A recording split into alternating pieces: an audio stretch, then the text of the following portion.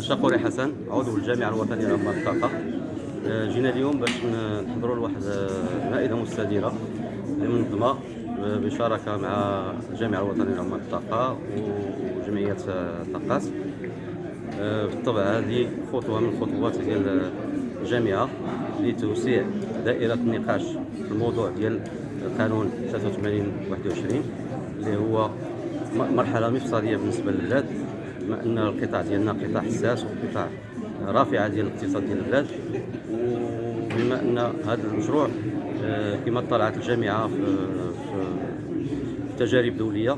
انه فشل في معظم الدول في العالم كله، في البلدان اللي جربت هذه الخصوصة ديال القطاع، واللي اكيد ان القانون ديال 83/21 واضح فيه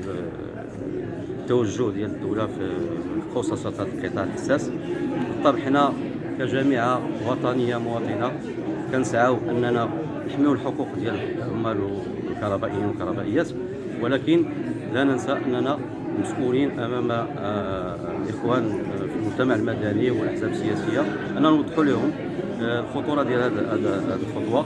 باش يكونوا على علم وعلى درايه بالاخطار اللي مقبلين عليها. هذا هو علاش جينا باش نوسعوا الدائره، والاخوان ديال جمعيه طاقات مشكورين، يعني غادي يعطيونا يعني التحليل النظري والاكاديمي ديالهم في الموضوع، وغادي يكون تجاوب معهم ويعني ليشونج في الافكار باش نبلوروا واحد التصور لهذا المشروع ما بعد المشروع.